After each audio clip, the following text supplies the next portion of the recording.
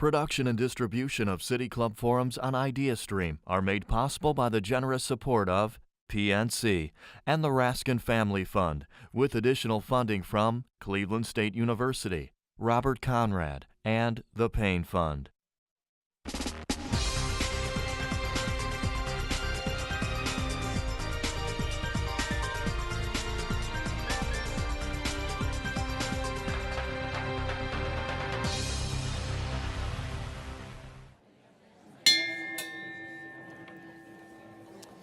Good afternoon, and welcome to the City Club of Cleveland. I'm William Tarter, Jr., Public Policy Associate at the Center for Community Solutions and a proud City Club member. It is my pleasure to introduce you to today's forum, a panel discussion on the future of senior housing in Northeast Ohio. Nationally, according to Pew Research, there are 75 million baby boomers in the United States. In fact, 10,000 baby boomers are going to turn 65 every day until 2029. According to a recent article by the real estate giant CoStar, citing data from the National Investment Center for Senior Housing and Care, rent has been rising in all 31 big city markets across the United States. Indeed, according to that same article, there have been record numbers of new construction projects taking place. Zooming in here at home, there have been a great deal of growth in senior housing and communities across Northeast Ohio. As the greatest generation ages and their children, the baby boomers, begin their senior years or serve as caretakers, the urgency for quality, affordable senior housing cannot be understated. In the audience and listening today, there are likely individuals who have been involved in senior issues for many years. Those who may have experienced the senior network either themselves or because of a loved one, as well as individuals who are relatively new to the aging world and the timeliness of this discussion. How can officials across Greater Cleveland ensure that Cleveland continues to be one of the premier cities in the country where seniors not only survive, but thrive in homes that are safe, affordable, and have access to service and resources that seniors need most? We've assembled a cadre of local leaders to discuss this issue and possible solutions. Joining me today on stage, Rob Hilton, CEO of McGregor, Dr. Richard L. Jones, Administrator for the Division of Senior and Adult Services at Cuyahoga County and past President and CEO of the Centers for Family and Children, Mark McDermott, Vice President and Market Leader at Enterprise Community Partners Incorporated, and Roz Quarto, Executive Director at Empowering and Strengthening Ohio's People, otherwise known as ESOP. With that, let's get started. So I'd like to open today's discussion by asking each one of our panelists to set the stage. In about 60 to 90 seconds, can you describe why the topic of affordable senior housing is so important to you, both as an individual, and why is this issue important to your organization? Rob, we'll start with you. Thanks, Will.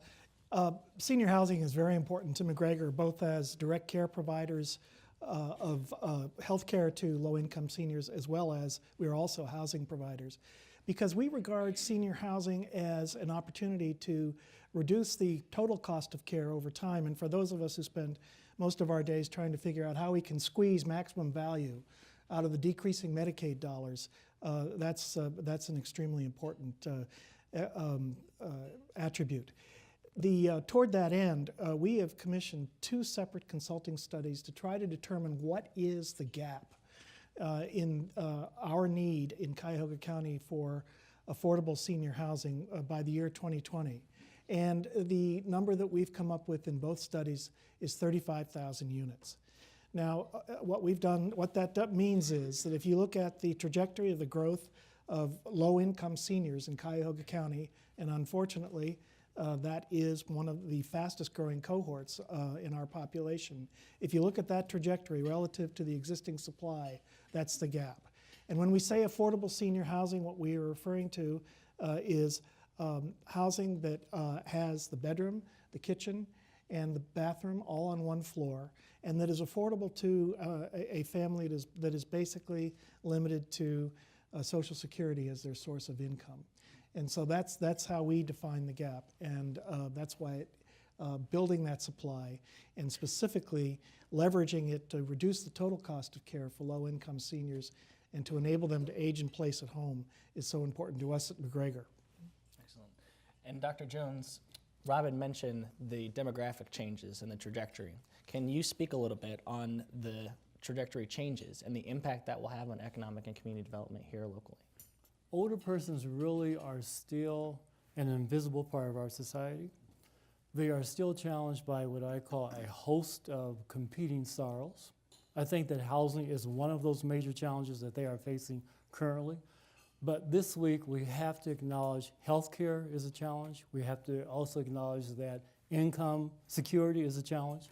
So I am very impressed with all of the organizations that are represented in this room who really are trying to address many of those challenges facing the population that we are all serving. Housing, to me, is really critical to the lifeblood of our community and very essential to enable older persons to really live at home very successfully. Just to give you one example, at our Division of Senior and Adult Services, I was looking at the data before I came to this meeting. In 2016, we had over 900 older persons contact our office, and they were concerned about evictions, they were concerned about rental assistance, they were concerned about housing that actually was deteriorating, and they were really struggling. They were looking to our division for help in those particular areas. So I agree with Rob that it's impressive what is occurring in our county, what's occurring in our city around the availability of affordable housing.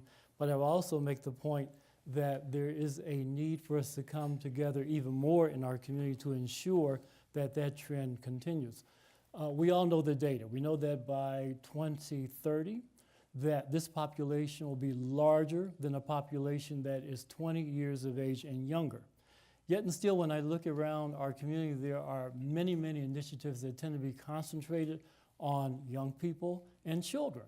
And I would make the argument that we have to look at the whole continuum, look at not only the needs of children and youth and families, but also recognize that older persons play a very vital role in our community. For example, many of them are homeowners. They contribute to the tax base of our community. And that is another part of what we need to really support as we're looking at future economic development in Cuyahoga County and also in the city of Cleveland. Thanks, Dr. Jones. Mark, could you share a little bit about why this is important to you and the services you provide over at Enterprise? Well, you know, to follow up on what Rob and Dr. Jones have said, that number one, seniors tend to be a sort of forgotten population. We think they're fine because we have this thing called Social Security, right? Or for baby boomers, we have this thing called retirement accounts, right? I won't ask people to raise their hands on what they got in there. So, and secondly, that housing tends to be looked at as a market rate solution in this country.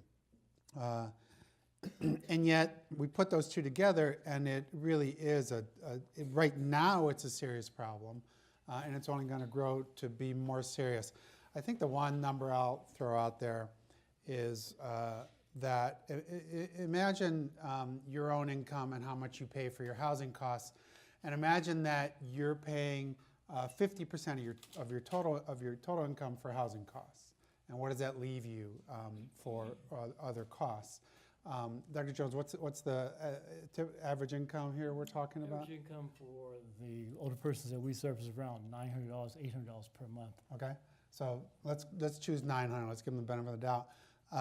There are 10,000 senior households approximately in Cuyahoga County who are paying more than 50% of their income on housing costs. So do the math, that's $450, right, a month for everything else. So we have a serious issue right now that the marketplace doesn't solve. So what are the solutions? And I assume we'll talk about that. Absolutely. Braz, could you share a little bit about what you do? To me, this is a question about what kind of society we want to be.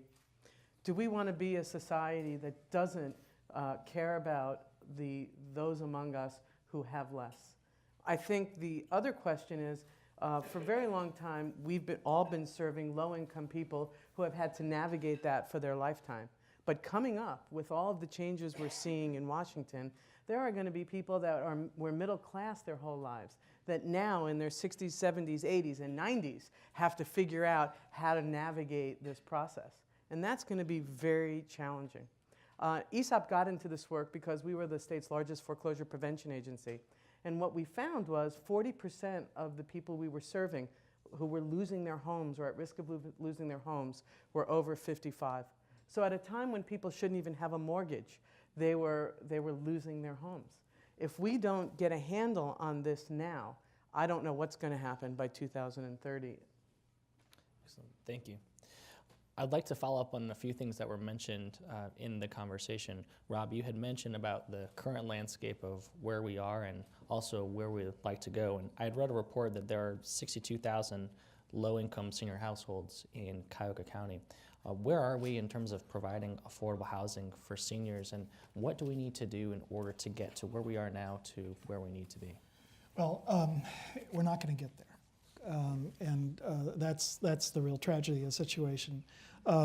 We're definitely not going to get there through new construction. We have to think about how we can redeploy our existing housing stock for low-income seniors. And I think that at the same time, we have to take advantage of what I regard as a robust community of service providers to make sure that we get services to seniors regardless of where they live as we continue to try to build the housing stock. Mark, we heard earlier about the definition of affordability. Could you help people understand what exactly is affordable housing in this context? So just let's take a standard HUD definition, which is 30% of your income for total housing costs.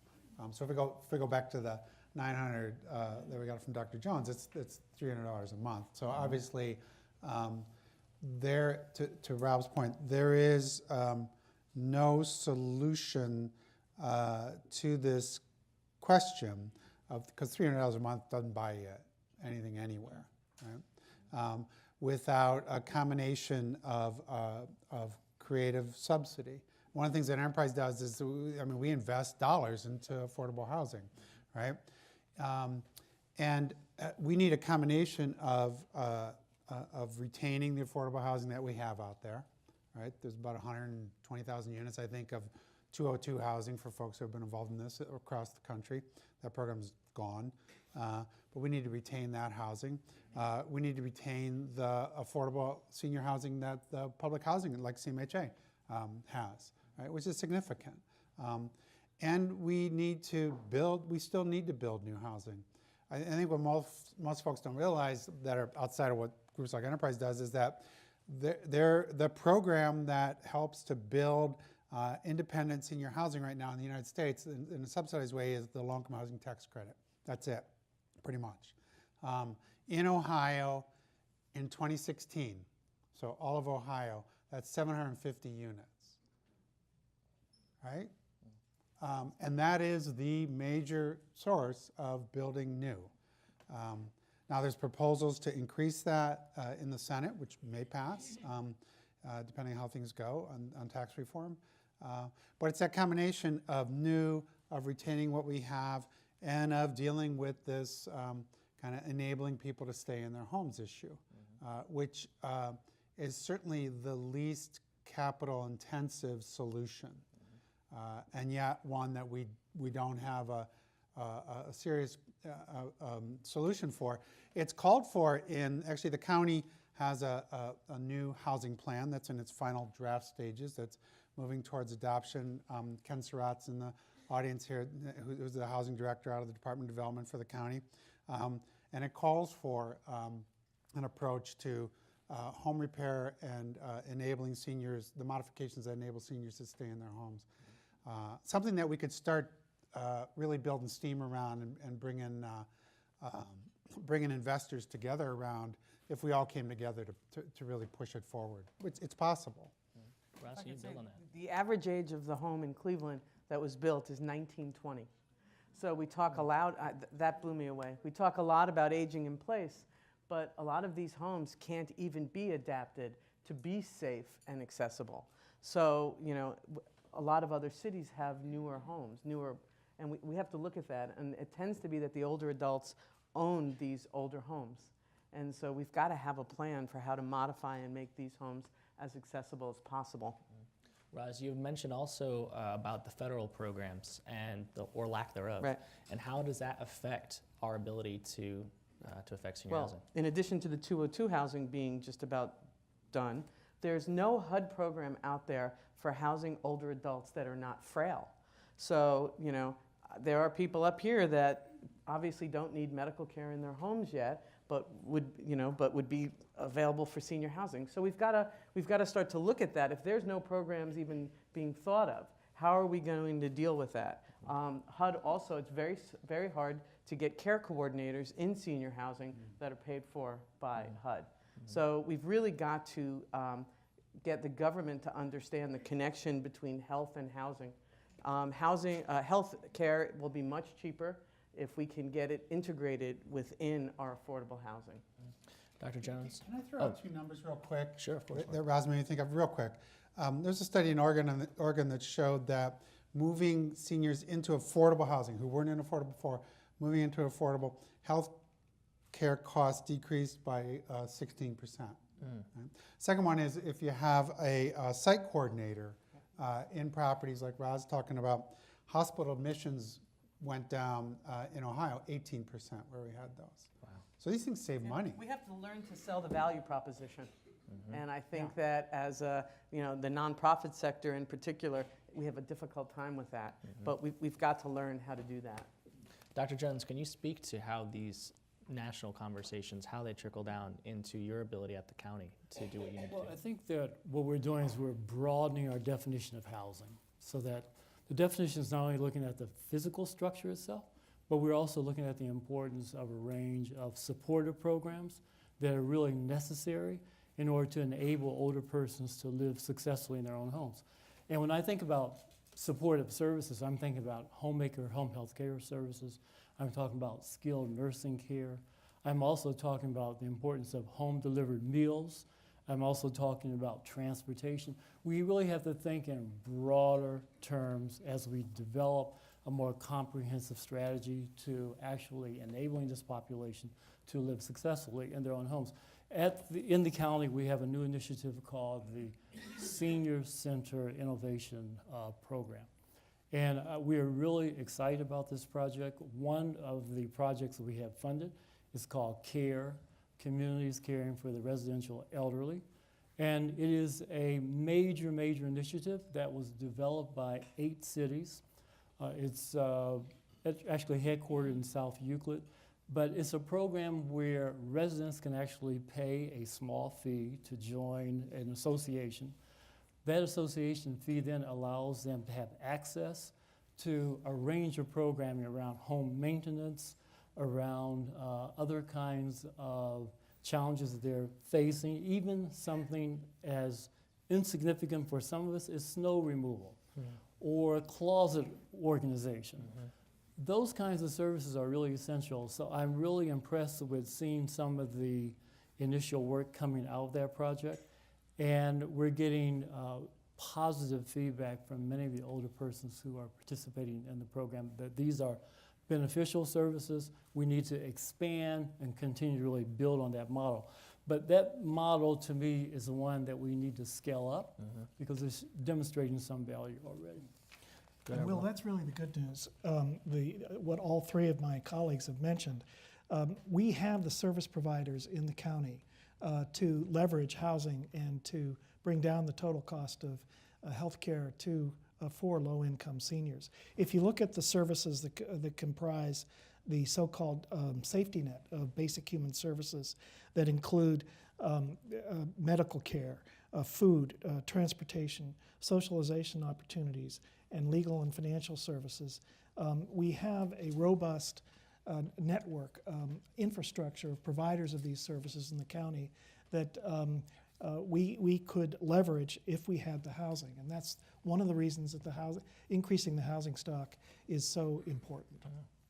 You know, one of the things that was interesting to me, Dr. Jones, that you had mentioned, was how the discussions on senior housing affect other aspects of senior life. And so my question I want to pose to the panel is, when we talk about things like public transit or social isolation, food insecurity, how does this conversation about senior housing affect other decisions in quality of life for seniors? Anyone can jump in. Just one point. I think that it's important that we realize a very significant part of our population is isolated. Many of the people that we serve live alone. There's an absence of social connections, which we know are vital for growth, development, for great health outcomes. So one of the values, I think, of the services that we provide and the work that we are engaged in is creating those important connections between older persons that we are serving and the kinds of programs that are represented in this room. I don't want to minimize the value of social connections as we're talking about building new structures and as we're talking about also designing and executing on a range of programming. That's important. It's important because it allows us to observe, it allows us to not only provide services, but we find other ways we can help older persons live longer and more healthy and productive lives. So that to me is one of the essential elements of our work. Raz, what are we doing right? Well, I think as people are going to be living longer, we have to not only look at the basic necessities, but how can they for themselves provide basic necessities. So one of the things that we do at ESOP and that other agencies here do is financial capabilities training. And it's never too late to work with a senior, to put them on a budget, to teach them about money. It might be too late to put away for retirement, but it's not too late to avoid financial exploitation. It's not too late to understand how to maximize their money. And so I think that we need to work with funders to understand the value of getting to the root cause of some of these issues, to give an older adult as much financial stability as they can. And then the housing issue is not as glaring because there's enough money left over to meet those basic needs. So it sounds like financial preparation is a big part of making sure you're ready once these housing conversations take place. Absolutely. Yeah. We've expanded our programming even when we're working with 21-year-olds on financial education, that you have to start thinking about retirement because we're living longer. And so the needs that we need in our housing are going to grow, right? It's a continuum of escalating need. Mark, sounds like we have a lot of great things in place. What are some of the things we can build on what we have that we need to do to continue to move forward on this? We have a really strong infrastructure, both nonprofit and for-profit, for building affordable housing. We could double, triple, quadruple that over the next couple of years. That infrastructure is there, ready to respond. And there's no doubt about that. Secondly, we know how to put money together, right, as a community. You look at other, you look at Invest in Children, you look at pre-K, you look at other solutions like that. We know how to put that kind of money together so that it's efficient and actually and especially these days, has a focus on outcomes. We just need to choose what those outcomes are. And the McGregor and other foundations are doing great stuff in that regard. But it's got to be this partnership between the philanthropic community and the local government community, and it's got to leverage state dollars in a way. So even though we're facing some pretty draconian changes in Medicaid, there are states that use Medicaid in a very creative way to do these kind of folks that are service coordinators in senior buildings because those savings are shown there. So that infrastructure is there. It's buildable, scalable, as Dr. Jones said, and it's a question of community commitment. It really is. Let me just say, Please. Never mind, I'll hold that. Go ahead. All right. All right, we're going to have time for Q&A in just a minute. Dr. Jones, too, I want you to describe the stakes. When you talk about people living at home versus in other facilities, could you describe what those numbers are in terms of how we can help people stay in their homes and the stakes of what that means in the long term? Well, we touch base, I can talk about the Division of Senior Adult Services. We actually touch base with over 30,000 older persons living in Cuyahoga County. And when you look at the data, about half or 50% actually reside in their own homes, and the other 50% actually are renting or they are in subsidized housing. So that's how it really breaks out for our organization. So I think the implications for actually both groups, because there are different service requirements. But having made that point, there's another point I just have to make. Right. And that is, I would like to see in this community the formation of a major commission that is really focused on the needs of older persons, that creates a blueprint for the future. That is absent in our community right now. We have an incredibly rich nonprofit community. We have an incredibly productive group working together, but I would like to see both the profit and also the corporate sector really come together in the nonprofit sector and really put a spotlight on developing a blueprint for older persons living in Cuyahoga County. That's one of the recommendations I would like to see made. So That's awesome. Well, it sounds like we have a lot of great infrastructure, but we still have some work to do. And one of the things I'd like to do is to open the floor up to our audience. So I'm going to transition now to the Q&A. And today we've been enjoying a panel discussion on the future of senior housing in Northeast Ohio, featuring Rob Hilton, CEO of McGregor, Dr. Richard Jones, Administrator for the Division of Senior Adult Services for Cuyahoga County, Mark McDermott, Vice President and Market Leader at Enterprise Community Partners Incorporated, and Roz Quarto, Executive Director at Empowering and Strengthens Ohio People. We're about to begin the audience Q&A, and we welcome questions from everyone, City Club members, guests, students, and those of you joining via webcast or Facebook Live video. If you'd like to tweet a question, please tweet it at the City Club, and our staff will try and work it into the program. We want to remind you that your question should be brief and to the point. Holding the microphones are Content Coordinator Teddy Eisenberg and Membership and Customer Experience Manager Corey Isler. May we have the first question, please? All right. I'll kick it off.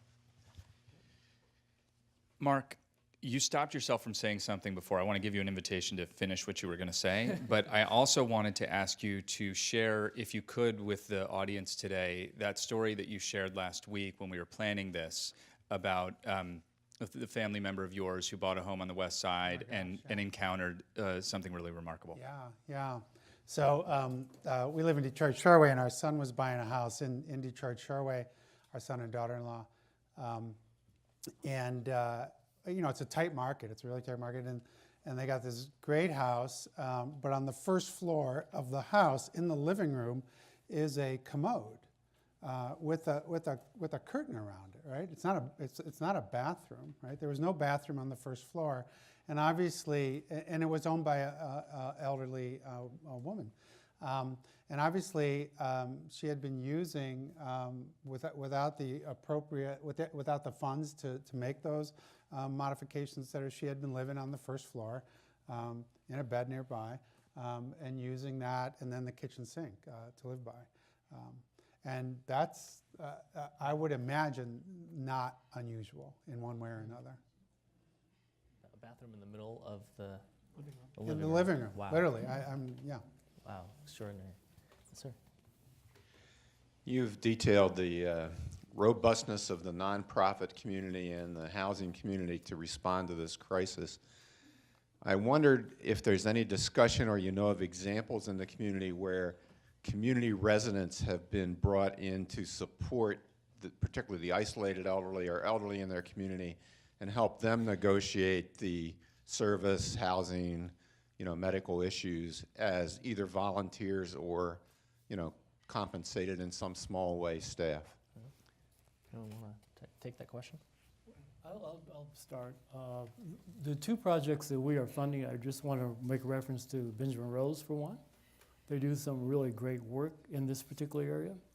And I think that the CARE program is the other one that's utilizing volunteers very extensively. In fact, that is really the core of what really is the backbone of the village model.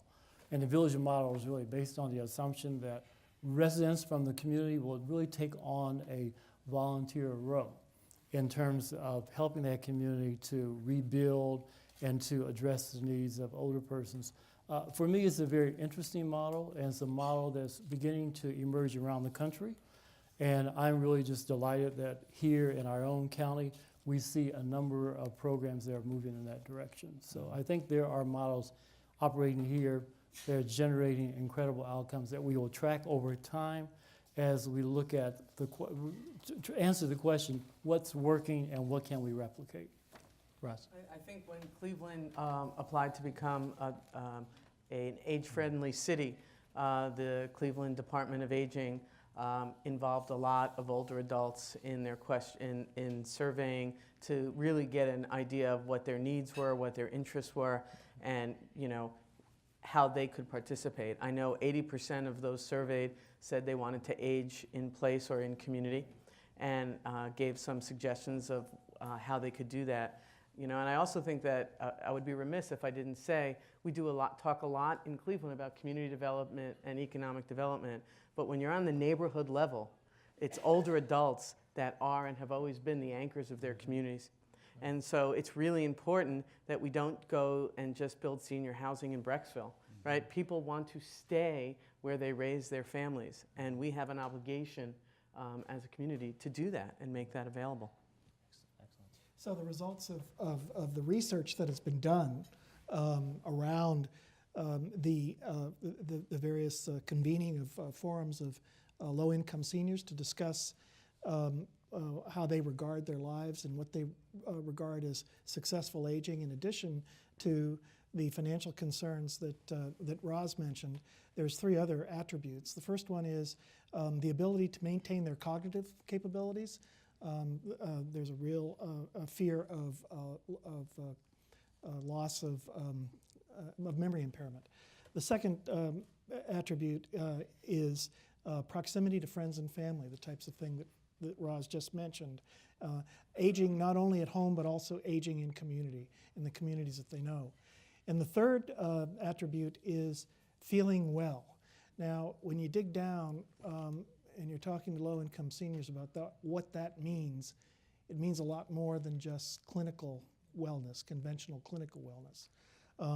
There are aspects of quality of life that are individual to everyone you speak to that contribute to their feeling well. And so those are the three attributes that we come away with. If I could just add to that, the other project funded by DSAS in the Innovation Project is One Call for Wellness, and that's Benjamin Rose, ESOP, the Food Bank, and I think Fairhill Partners.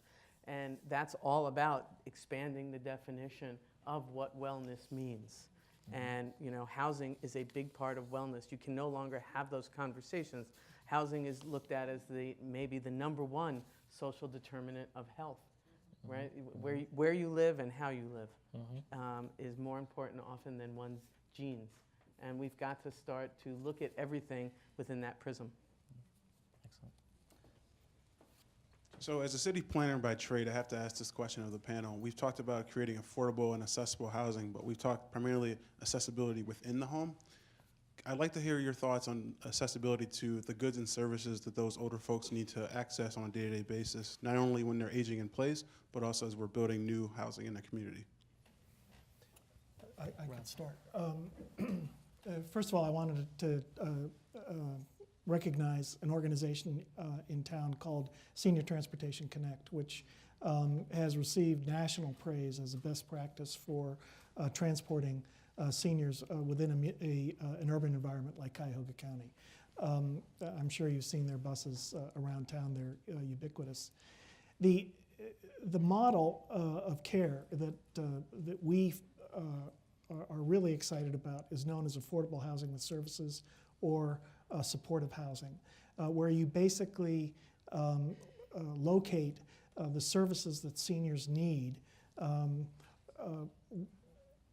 within almost within walking distance of the housing itself, so that it's easily accessible. When I'm talking about these services, I'm definitely referring to medical care, but I'm also referring to food, recreational activities, socialization opportunities, and also legal and financial services. So that I would hope that as we plan additional communities, that an important part of the planning is to make sure that we're building this infrastructure of services around these communities that will be accessible, easily accessible to seniors, especially with the assistance of resident service coordinators to enable them to age in place in those communities. I think I will add that the other component for me is to recognize the value of senior centers. Senior centers are growing in the country today. In fact, there are over 11,000 across the country serving 1 million older persons, and they really are becoming a community focal point. But I want to build on Rob's premise, and that premise is we need to create and sustain and build on community and not get away too far from where, as Rob's indicated, people actually live. So when I think about the radius, I don't think it should be any greater than 2 or 3 miles out. We really want to make sure that people really can connect as easily as possible. I think that transportation is probably one of the greatest challenges. And I really applaud the work of the Senior Transportation Connection as well as paratransit. I think they're both doing some great work in this particular area. But I think we want to continue building in that area. The part of all this that I think we have to look at is how we do a better job of coordinating what exists and making sure that those linkages and that coordination is really stronger than it currently is. That to me is one of our big challenges, along with making sure that there's adequate financing to really support some of the great ideas and some of the great services that are represented in this very room. All right, next question. Roz's first point asked whether we're going to be the kind of society that cares for other people. And for the last 35 years, we've seen an erosion of the shared cultural narrative that we should care for each other and care for the less fortunate. And funding all these wonderful projects sort of it sort of assumes that we are going to care for each other. What are you doing? What can you do to sort of reweave a narrative that says that we really should care for each other and invest in each other? Absolutely. Roz, you want to? Wow. No pressure. Well, I'll go back to what I said earlier. I think for people that maybe are not so inclined to feel that way, we need to develop a value proposition. We need facts, we need research, and we need to be able to cogently make those connections. And I think that's maybe something that we've missed and are just starting to do, because if people aren't so inclined to believe that way, they're probably willing to look at hard facts that are real facts, not fake facts, right? So, Absolutely, and in our society, more so and more so, when it comes to low-income folks, we blame the victim. And you can go down the list, and that's just true. And yet, if you want to talk, let me do a comparison for a second around homeless folks in our community, right, who make everybody else uncomfortable, right? And so how do you come up with a solution to ending homelessness as we at Enterprise and a number of other really key partners, Cleveland Housing Network's in the room today, to ending long-term homelessness in this community, which we're very close to doing. And it's around having the resources, having that value proposition, which we have laid clearly out on the table for the community and for government, and having a solution that you can actually show to produces the results you're trying to get to, right? So chronic homelessness in Cuyahoga County is down 88% over 10 years, right? Phenomenal and almost solved, right? If we do what Dr. Jones proposes, which is, set up a group that's really going to be intentional about creating a solution, that's what we need, right? Are those resources, that value proposition, and that focus on outcomes that we can measure over time, and say, are we in fact being that kind of society, or aren't we, by these metrics that we agree to measure? When I think about the success of the universal pre-K movement here in the county and also in Cleveland. I'm very impressed with that because I've watched it grow and develop over the last 10-year period of time. And I'm making the argument that if we mobilize those kinds of resources around older persons in our community, we can achieve the same outcome. And I really think that helps to reshape the narrative. And I think that we have that responsibility along with corporate America. I would like to see that occur in our community. I've seen it in Chicago, I've seen it in Boston, and I know it can happen here in our community. So that's what I would like to really focus on. You know, last Rob, night we had a, excuse me, I'm sorry. No, please go ahead, Rob. Last night we had a board meeting, and a speaker informed us that we could be looking at a 20% cut in Medicaid over the next 7 years, based upon what's going on now in Columbus and Washington.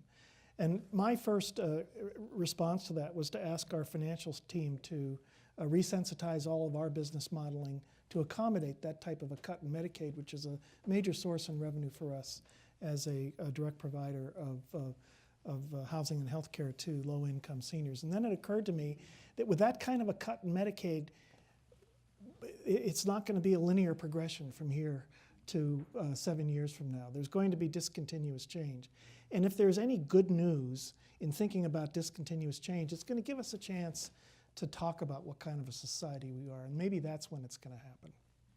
I also think the nonprofit and the government sector need to take a page out of the corporate playbook. And we need to innovate. And we need to not be afraid to fail when we innovate. And everything is set up against us to do that. You know, you have to show outcomes, you have to show value, and you have to do it now. Corporations spend billions of dollars on research and piloting new programs.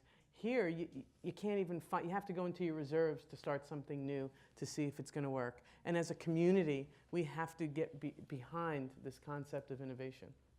A lot of nods in the audience. Teddy? The reality is that there is a connection between aging and disability. And because of that connection, housing that's accessible and universal design should be the norm. Yet, both us aging baby boomers who refuse to admit we're going to get old and the housing industry still see universally designed housing as something special, not the norm. How do we change those attitudes? I want to speak to you. Why, let me push it back for a second, Stephen. I don't know how it works here, but why do you think it is? I mean, why do you think it is that, yeah, run with the mic, that builders and developers aren't incorporating universal design? They always blame the market. They say nobody's asking for it. Yeah. And they say it costs more, right? So our experience as both a policy advocate and also as an investor in housing is that the folks with the money gotta require the market to adjust to the need, right? And that's how it happens. It's not because people are feeling there are some developers who are going to do that because they feel good, that they want to contribute back to society in that way. But it's a policy question.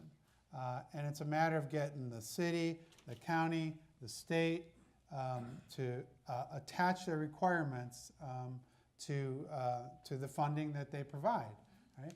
And, if you're a politician, you like nobody more than an elderly voter, right? I mean, you just line them up, and I'll say, I'll take that elderly voter over you, right? So, and we got to translate that on the policy side to actual action, understanding, and action and requirements. I also want to put a plug in for the power of story in a lot of this, because I think that I was reading an article about LGBT seniors and some of the issues that they go through in senior centers, and they shared, it was a powerful story. So I think that's one thing also that needs to be included in addition to numbers and the quantitative data, is the story that people have. So can anyone kind of expand on that in terms of how we can get involved? I would just say that, just like every community is diverse, so is the elderly community, so is the LGBT community. And so I think that we have to recognize when we're building housing that, older LGBT folks, for example, may not have children to care for them, right? There's been a big societal change, but people that are 65 and older now probably don't have children. They may have been disconnected from their families early on. So they have a whole slew of issues that the heterosexual community may not even have in their minds when you're looking at developing housing for partners who, oftentimes you have a widow because men tend to die younger. What if you have two women that want to stay together? So these are things that we have to have in every conversation about housing also. Absolutely. And Dr. I Jones? think the other point I wanted to make is we've been talking about older persons, and we've been talking about the population probably 65 and older, but I think we've got to recognize that the fastest growing segment is the segment of 85-year-olds and older. And that has implications for not only housing, but we have to think about long-term care, I think, as a part of the continuum that we are planning for in the future, and how that fits into that kind of design that we are creating as we're looking at the future. When I think about many of you out in front of us today, when I think about this panel, many people will be 100 years of age and older. We are now serving in our division of senior and adult services 20 persons who are 100 years of age and older. And that number has doubled, in the last year, and is only reflective of the new world that we are living in today. A world that has been largely invisible, and I think through forums like this, we're trying to create more awareness about the importance of the work we're engaged in and importance of really shaping the future for the population that we really all care about. And I think, Will, that's what I was talking about earlier, which is so many middle-class people who have been working with financial planners to save with a life expectancy after retirement of 20 years, they're going to run out of money. Right? And many of us are in this room right now, and so what are we going to do? All of a sudden, we're going to be looking for Medicaid that may or may not be there. We're going to have to navigate a world that we never had to navigate before, and we're going to have to do this as our faculties are starting to decline, as our ability to get around are starting to decline. So there's a whole new problem out there that we're not even talking about yet. I think people underestimate the importance and impact of Medicaid on long-term care. Many people don't think of those conversations. Well, and how many middle-class people are covered by Medicaid we do not acknowledge, and we should. Yep. There Absolutely. are a number. All right. Our next question comes to us from Twitter. Mark McDermott said there's no solution to this question without a combination of creative subsidy. How do we do that in today's political environment? Was that from the president on Twitter? That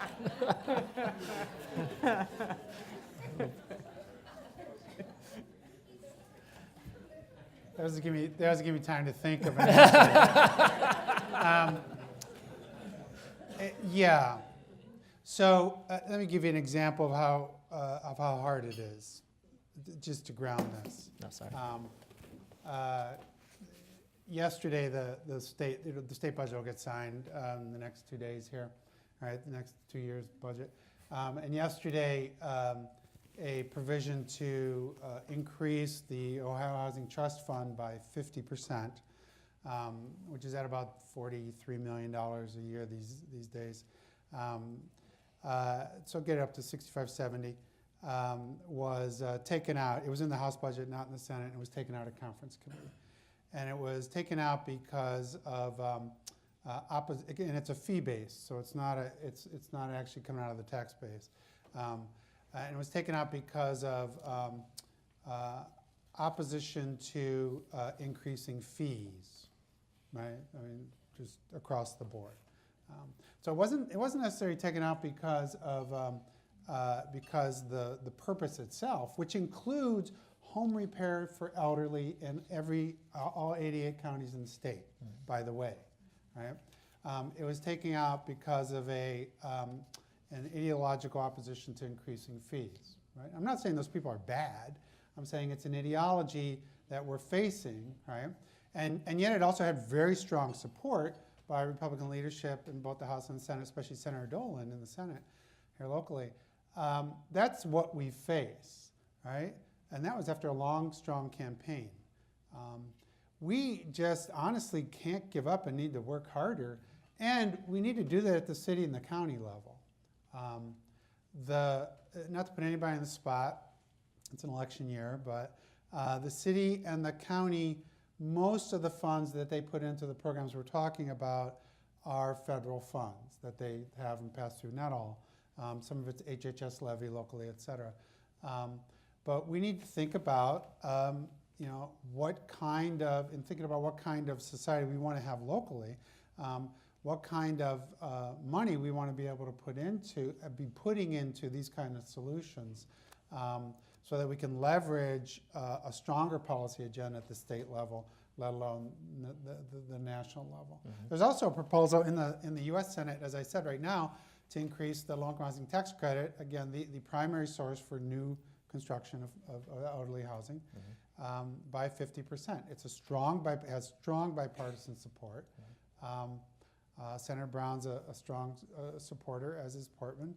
And do we? But we can't take our eye off. We can't take our eye off of those kind of solutions in the midst of losing some battles. Mm-hmm. Teddy, we have one more question. First of all, I'd like to thank all the discussion about transportation and senior transportation in particular. Thanks for recognizing our work. SDC was started with foundation support, not just the grants, but also vision, research, and looking at the problem at a very analytical way. Is there a place, or how does this group of panelists view the contributions of the foundations and the grant-making community today to this topic?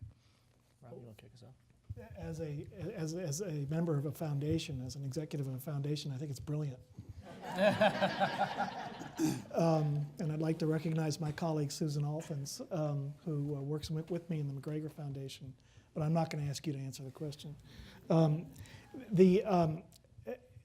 Catherine, I think that one of the big problems with the philanthropic community and aging relates to what Dr. Jones was saying about Ohio and Cuyahoga County, and that is that we don't have a unified, consistently applied vision for aging in America.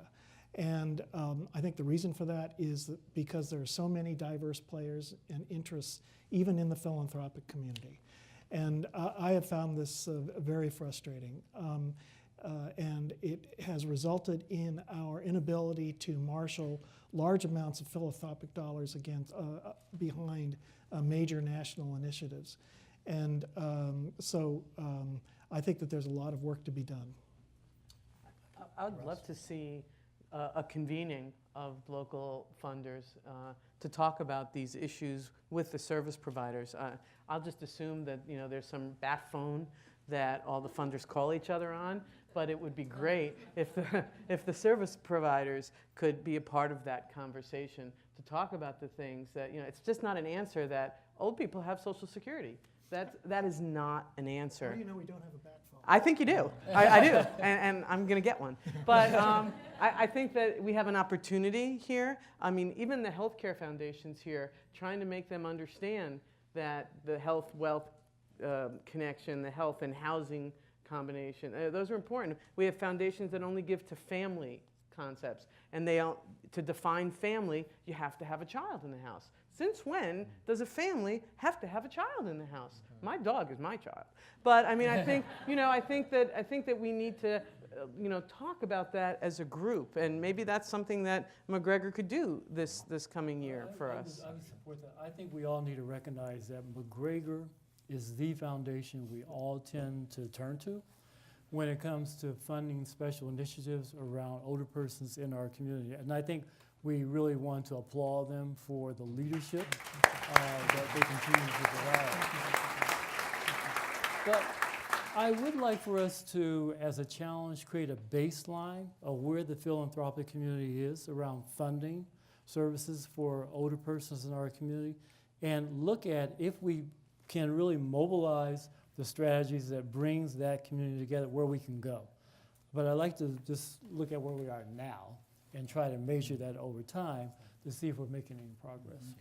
So I'd like to transition now to our closing comments. If you would each just take about a minute and give some sort of closing thought or comment or charge to the audience what we can take away today.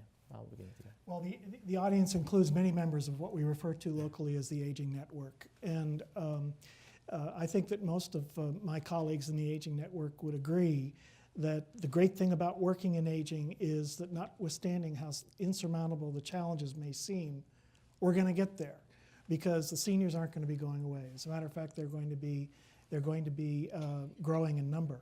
And so what we have the opportunity to do is to participate in the process of what I refer to as discontinuous change. And what could be more interesting or intellectually exhilarating than having that opportunity? In the final analysis, I'm tremendously optimistic about our ability to resolve these issues. I can't think of a group of people that I would be more proud and pleased to work with than the Aging Network and many of the folks in this room, and certainly the members of this panel. And so I'm, at the end of the day, very optimistic. Thank you, Rob. Dr. Jones? I would like to invite all of you to support my recommendation that we actually create a major commission that is really focused on developing a blueprint for older persons in Cuyahoga County.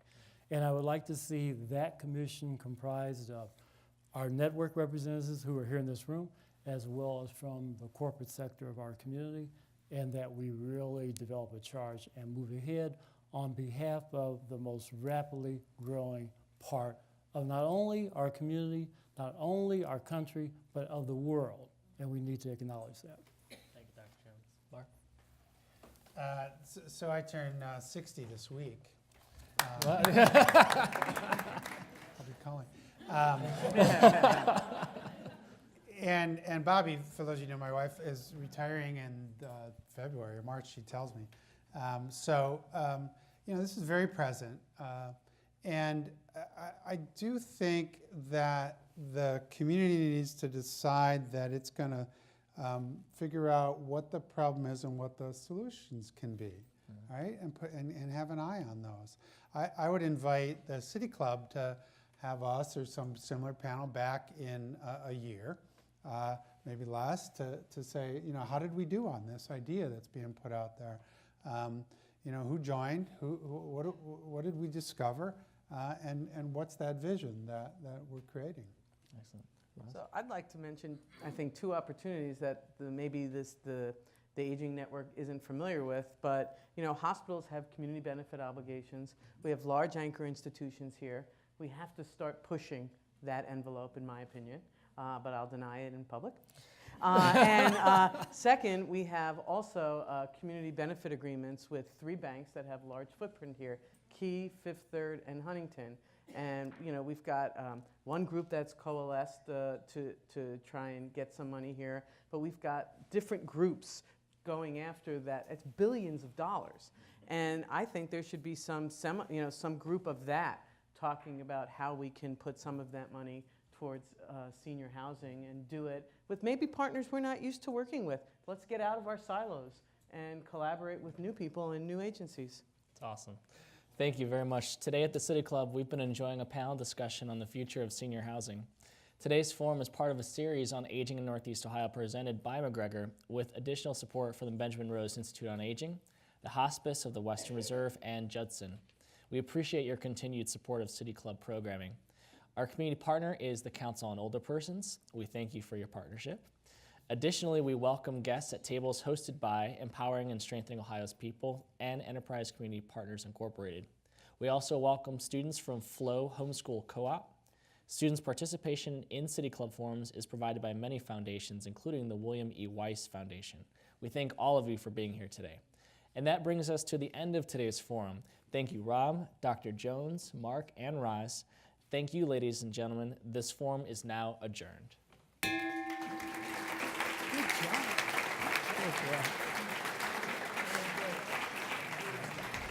For information on upcoming speakers or for podcasts of the City Club, go to cityclub.org.